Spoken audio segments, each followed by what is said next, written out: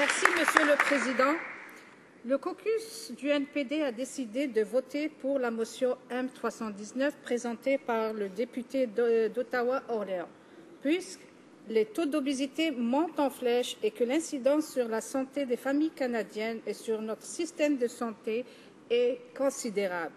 Il est important de sensibiliser les Canadiens à cette question et de créer un dialogue visant à s'attaquer au taux d'obésité au Canada. C'est une bonne initiative pour laquelle je remercie le député d'Ottawa-Orléans. Je soutiens donc le principe de cette motion.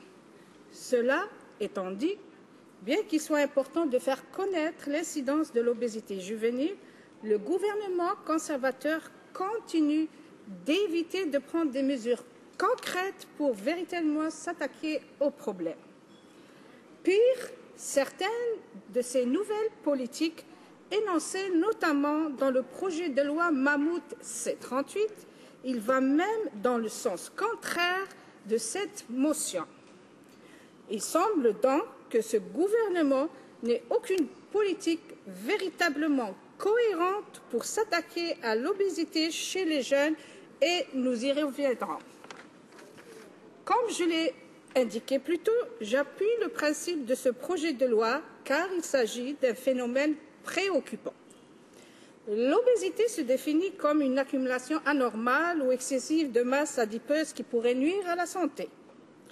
Plus de 60% des adultes de 18 ans et plus, soit 14,1 millions de Canadiens, ont un surpoids ou sont obèses, Monsieur le Président.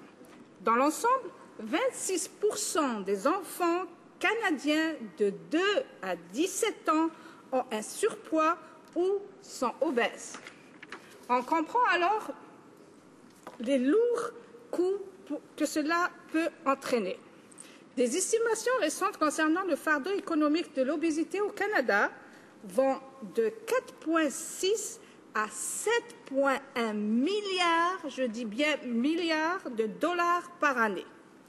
Les causes de l'obésité sont complexes, elles peuvent être d'ordre social, culturel, environnemental et comportemental, et j'en passe.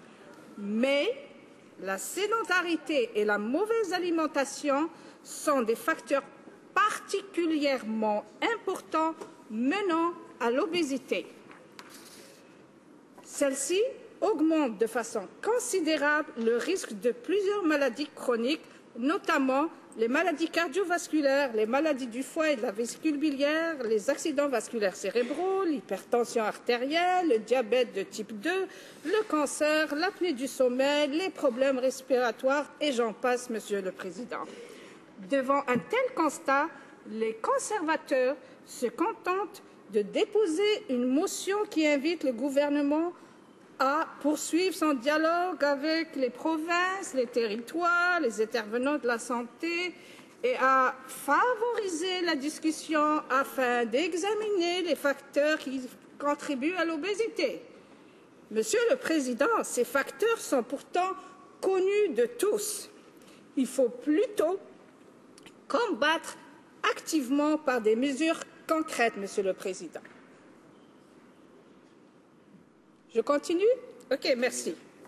Alors, au lieu de simplement nouer le dialogue, de suggérer à ce gouvernement qu'il prenne de réelles mesures concrètes telles que établir des cibles de réduction du taux d'obésité, financer des programmes d'activité physique pour tout le monde et réglementer les aliments transformés, le gouvernement ne lutte pas de façon concrète par rapport au taux d'obésité croissant et il s'est juste contenté à produire des documents intitulés « Déclaration sur la prévention et la promotion, freiner l'obésité juvénile ».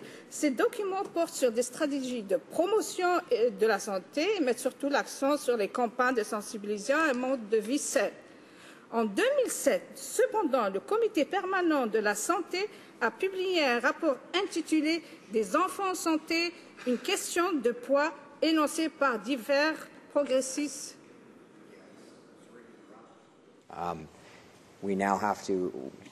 Nous devons maintenant laisser la parole au député d'Ottawa-Orléans pour